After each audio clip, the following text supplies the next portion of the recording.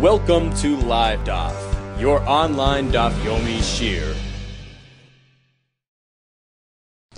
Shalom Aleichem and welcome back to today's DAF. Bava Basra DAF Chavtes. We are holding on Chavtes Amud Aleph, 5 lines off the top. We're looking for a source to the halacha that chazaka,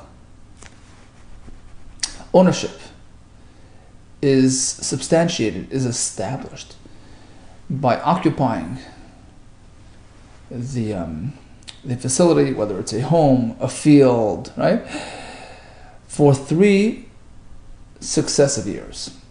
Cheskas shalosh shanim. At that point, even if this fellow who's claiming ownership, right, the current possessor who's claiming ownership, cannot produce supporting documents, we grant him ownership, despite the challenges being put forth by another fellow who was known as the former owner of this facility, claiming that it's his property stolen from him by the current possessor. It doesn't matter. It's 3 years later. What were you doing? Being quiet 3 years, allowing this fellow to take over. So that's in a nutshell, the concept behind cheskas habatim, right? Behind the idea of chazaka shalosh shanim, and we're looking for a source. What's the rationale behind it? Elam Rava, I'll tell you the reason why 3 years works in lieu of a document. Shata kamaisa machal inish. You know, you see the person sitting in your field for 1 year. Okay, you tend to forgive. Tarti machal. Okay, even 2 years at times you can just forego. But Tlas, he's there for 3 years, over and over and over again. Rashi says, Shileish ma'avla. I mean, he's been there 3 years. At that point, if it's not really his, the real owner would not allow it. Tlas lo'imachal. The fact that he's there for 3 years, without any challenges, indicates that it's really his. Amalei Abaye. So Abaye responds, Alami Atav. That's the reason behind the halacha. Kiadra Ara. Suppose the fellow only held on to the property for 2 years, so he has no chazaka, and now the property reverts to the former owner who claims it as his. Question: the fellow had eaten, had harvested the crop during the last 2 years. He's only there 2 years, fine, but he ate the crop. What happens to that? Does he have to repay the owner?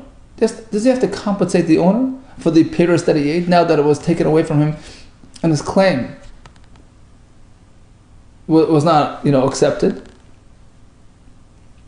His claim of ownership was not substantiated, so he has to return the karka. What about the payers? According to you, Rava, that we can accept the notion that an owner will forgive 1 year, forgive another year. So, if that's the case, so after 2 years, where the fellow was not successful in establishing a chazaka, so he has to return the property. When the property goes back, it should go back levarmi period, minus the fruit, meaning he should not be obligated to compensate the owner for the stuff that he ate, because we just said that the owner is Meichel. He was Meichel already. Allah ma amar Rav Nachman. Why then did Rav Nachman tell us that we oblige him to repay? Hadra Ara, just as the land goes back, but Hadra repairs also go back. He has to repay for the stuff that he ate. Allah Rava says, Rava, let me tweak, slightly revise the rationalization, the explanation for the halacha of cheskas shalosh shanim. Elam Rava. It's not a person that's meichel. No, he's not meichel. You take my payers, I'm not meichel. Elam Rava shota kamaisa loy kaped inish. We posit, we suggest, a person, a real owner, may not go crazy, may not go wild, may not be makbid, that a person took over his property for 1 year. He expects his payers back. He's not meichel. The fact that he's sitting in my property, I don't really need it. Okay, a year, we'll let him go. Tarti lekapid ish. Perhaps another year as well. He's not tlas kapid. He's there 3 years running. And claiming ownership. Oh, that's going a bit too far. And Rashi says the lashon hoil v'shileish b'ivaltoi likanis b'lerishus habalim. He entered 3 times, 3 years running. A triple avla, a triple wrongdoing, a brazenness to take over my property without permission, over and over and over. If it was really true that it's mine, I would not have tolerated this. And the fact that he was shaisik, that the former owner was shaisik, remained silent and did not protest. But loy micha, says Rashi, vaday machreloi. That to us proves that in fact the current possessor is the real owner. So that's the idea behind chazaka shaloi shanim. Amalei Abaye el miata. Once again, Abaye responds, if that's the case, that it's about tolerance, so typically a person will wait 3 years for him to explode. But what about these very particular people, the family of Bal Yashiv, the Kapti? They're very concerned. Afilu aman the cholaf mitzvah to do. Anybody passing by their property, they're already looking, turning on the security cameras. So these very edgy people, hachinami. So in this case, you're going to say that the rules have changed. As soon as a person enters their property and there's no immediate response, immediate protest, does that show that he's really the owner? Otherwise they would have blown fire at him. So perhaps that's true. Well, no, imkain, because if so, nosata the varechel shiurin. Typically, halachos in the Torah will follow a standard formula. Well, if you're depending it on how a person's, on a person's tolerance level, then basically you're creating a free-for-all. Everybody will have a different set of rules. That's impossible. Elam Rabbi says, Rabbi, okay, let's revise the reason again. Here it goes. The basis for chazaka of shalei shanim is like this. Shata kamaisa mizdar in shibishtari. When a person purchases a property for 1 year, okay, he'll guard his documents the first year. Tarti utlas mizdar, another year, he'll guard his documents. But tfeiloi mizdar, once 3 years pass and there's no issues, there's no challenges coming from any direction, okay, he feels confident, secure in his purchase, and he's no longer looking to hold on to his documents, and he might discard them. So you can't really expect him to produce a document at this point. Right? The fact is, nobody complained, nobody said anything, so he's careless, and he's not expected. He's no longer expected to be in possession of that document, so you can't expect that of him. And he can claim ownership without it. Amalei Abaye. Once again, Abaye with a kasha. Ela miata. If that's true, if the former owner complained, but not in front of this possessor, not in front of the machzik, it shouldn't work. Why? Because the fellow can claim to the former owner, look, I didn't know you were serious. I heard some rumors about you complaining, but maybe you were just bad-mouthing me in public. You should have come to me directly if you were really serious. Had you only protested to me in person, then I would have taken you seriously and I would have held on to my documents longer than 3 years. But now that you haven't done it this way, what do you expect of me? So how can we say Macha Shalei B'fanav works? The answer is because he can respond by saying, the fact is, word gets around, and you knew good and well that I raised a challenge. I protested. I complained about your sitting in my property. And I knew it's going to get to you. Chavra Islay. People say, your friend has his friend. The friend of your friend. Chavra Islay has his own friend. Word gets around. And it's just as good as a direct challenge. Shalish Shanim Sha'amru. When we speak about Shalish Shanim, Hu she'achlan ritzufos. It only works provided you took it and you held on to it for 3 uninterrupted years. So let's say he farmed for a year. He took off for a year. Went back for a year or two. Doesn't work. Why? Rashi explains because the owner can say, look, the reason why I didn't make a ruckus is because I saw you weren't really serious. You were here, you were not here. You weren't really establishing ownership. And that's why you weren't really here all the time. Ma'ika Mashmon, what's the point? What's Rav Huna's Chiddush? Tanina, we already have this Mishnah. The Mishnah we learned yesterday. Chaskas and Shaloshan, Miyam Liyayim. You have to be there 3 years consecutively. Miyam Liyayim. Says the Gemara, no, perhaps the term Miyam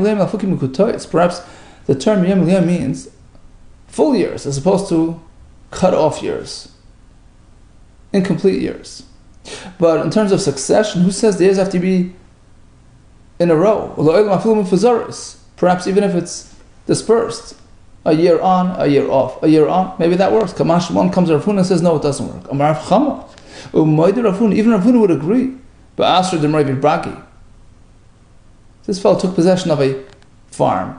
But in this area, in this location, they are moivri bagi. They allow the farms to go fallow, to rest for a while, in between, years, to allow it to regenerate, regain its former strength. Although he skipped a year, it doesn't matter. That's part of the system.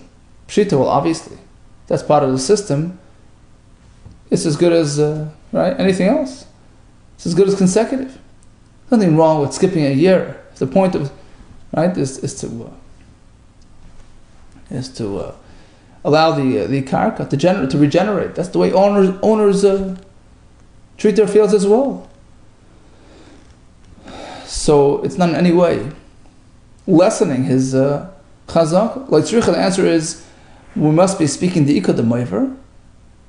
Even in this place, it's some and some. Some do it this way, but ikad moiver, and some don't. They just, use their fields uninterrupted, continuously. V'hai gaver moiver. And this fellow, who's in possession of this property, decided to give it a vacation. So perhaps the owner can say, if in fact this thing was yours, you should not have taken your time, 1 year on, 1 year off. You should have gotten your chazaka right away to prove ownership. You should have planted and used the field consecutively. The answer is no. You can say, look, what do you expect of me? The Amarle can respond, Chadara, Bikuli Bag. Nobody in the area was planting this year. One field, one planted field, would need a special guard. Bikula Ara, one field in the entire area. Bikula Bagaloi Matin Luntar. I can't afford a personal guard for my one field. Typically, they would share the expense for the entire area. So nobody was in business this year, of course. I just, took off as well. Binami, another point that he can make is, look, it was meant to benefit my farm. I prefer doing it this way, because in the future, it's going to yield a more successful crop. So in no way is this indicating lack of ownership. Tanan. Let's go back to the Mishnah. With a kasha on Rav Huna who says 3 years must be uninterrupted. Cheskas abatim. So you live in a house for 3 years, you got your chazaka. But it's not consecutive. Why? V'abatim.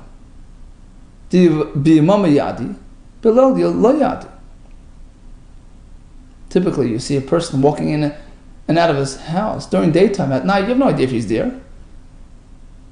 Right? Typically you don't pay attention to what's going on at night in one's home. So we're assuming that the machzik will only be able to substantiate daytime presence and not his nighttime presence. So as the Rishonim explain, the Rashba, okay, so maybe the Mishnah means that he has to really be there a total of 6 years, because we discount all the nights. But it's still a kasha, because Rav Huna says it has to be consecutive, uninterrupted. And here it's interrupted. Every night is an interruption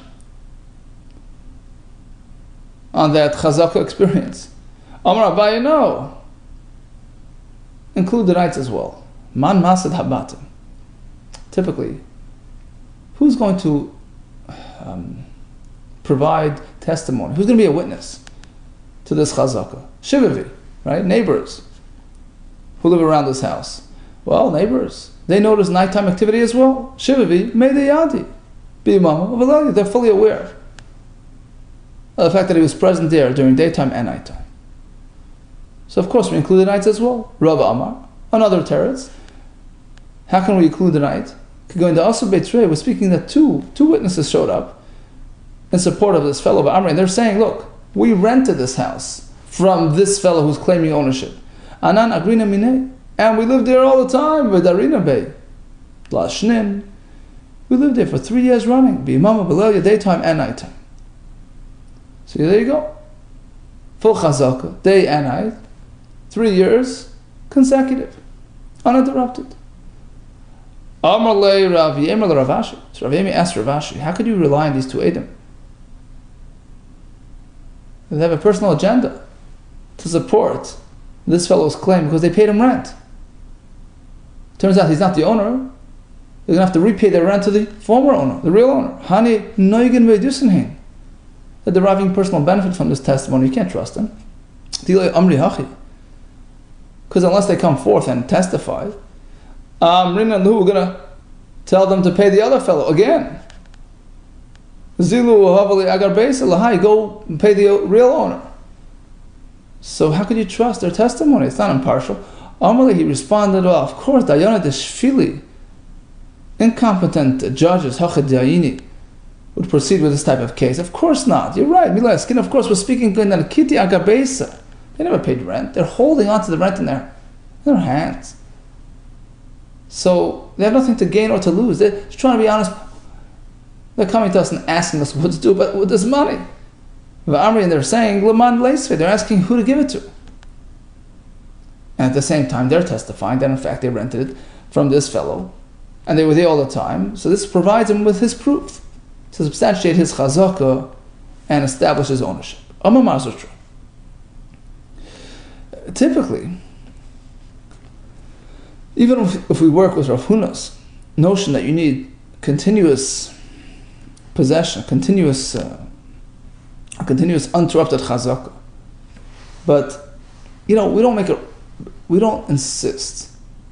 A person says he was there 3 years. We don't go ahead and interrogate the Edim. Let's hear. What about the night?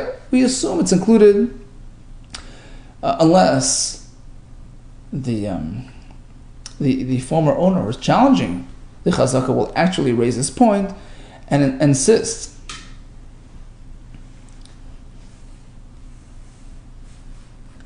that in fact he prove his nighttime presence as well. If the former owner comes and asks specifically, I want you. I saw he wasn't there at night. Bring me to Edom, la sudile, to testify in his behalf, the dorbe, tlashni, b'imabelelia, that in fact he was there for 3 years, daytime and nighttime. So now we have to accept that claim, tanase taina. It's a valid claim, and in fact we we oblige the machzik to prove that he was there all the time.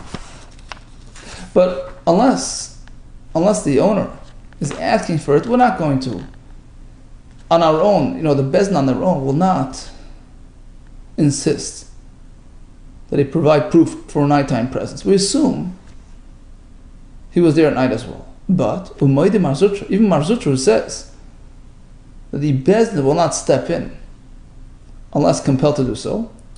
But we have an exception to the rule. When we find ourselves compelled, we feel obligated to protect this fellow's interest. He's a roving salesman. He's a traveler, travels through the towns. He's rarely around.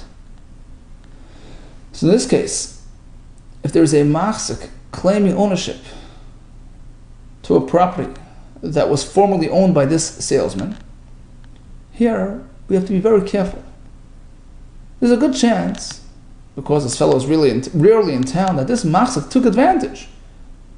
When he saw the fellow out of town, he seized the opportunity and he grabbed the house. But when he saw him back in town, he disappeared for the timing, then he came back. So here, Umaydi Mazrucha would agree in this type of case. But like that even if the salesman, the former owner of this property, will not have the, he didn't put forth this claim. Prove that you were there all the time. Taninali, we will do so for him and insist. Taninali anan, we will insist that he provides proper proof that he was there all the time. Now let's go back to Rafuna, who says we need 3 years ritzufin, continuous, uninterrupted presence on the property, but there are some exceptions as well. A business, which is not meant to be used at night. A storefront in the machayza, the limam avida, it's meant for daytime use and not nighttime use. So in this case, as Rashi, even if the fellow will insist, he says, look, I know you weren't there at night, it doesn't matter, he's not meant to be there at night. As long as he was there 3 years running his business during daytime business hours, that's enough for chazak.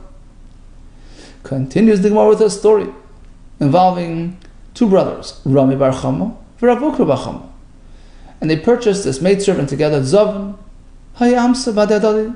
They were partners in a maidservant. How did they make this? How did they, arrange that she served both of them? Mar ishtamash ba rishoina. 1 year you, 1 year me. So one used her for year number 1, shlishis or chamishis, year 1, 3, and 5. Umar ishtamash ba shni revius v'shishis. The other brother used her year 2, 4, and 6. And Rashi explains the point was to avoid, right? So each one could not have a chazaka against his brother, right?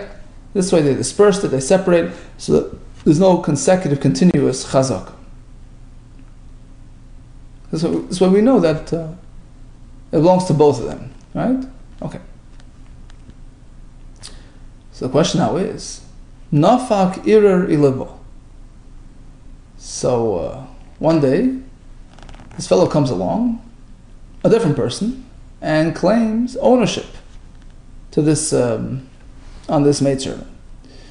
Also, they come to Rava, and they want to keep the maidservant.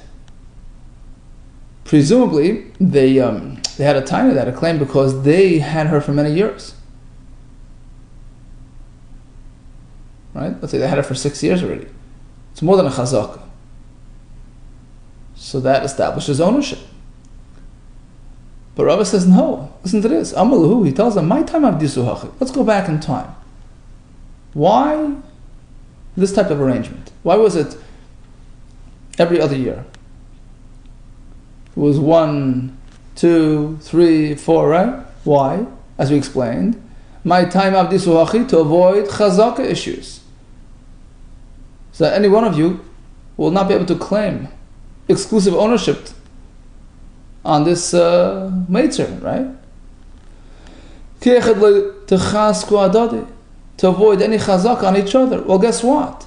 Just as there's no chazak on each other because it wasn't consecutive use, there's no chazaka with reference to a stranger either.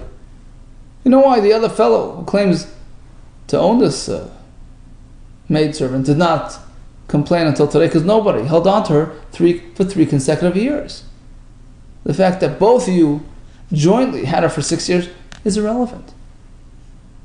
There was no consecutive chazaka done to prompt a complaint from the owner.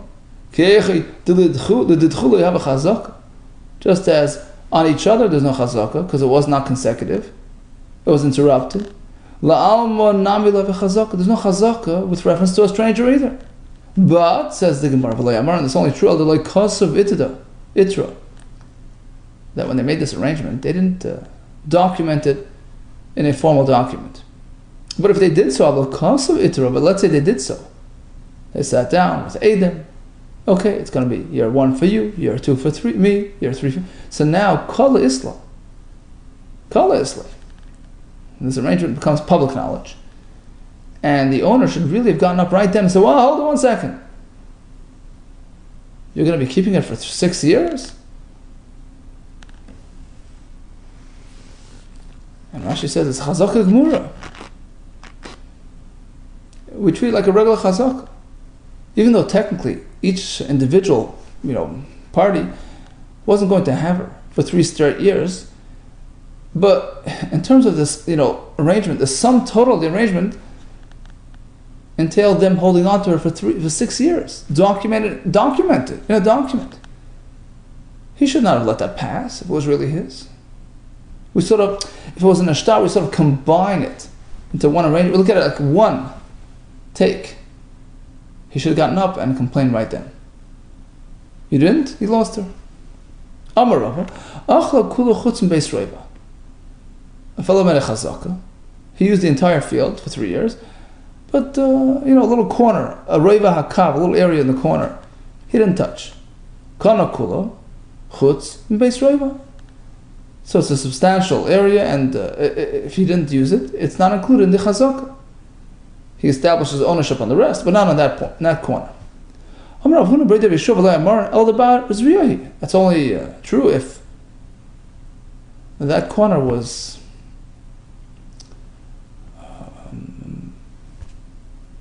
a regular field that you could have cultivated, you could have planted on it. But let's say it's a hard piece of rock that you couldn't really do anything with. You can't expect him to farm a piece of stone. So it's included in the deal. We don't separate it from the rest of the field. If the rest of the field was established as his, so he gets that as well. I don't understand. If so, let's say a person really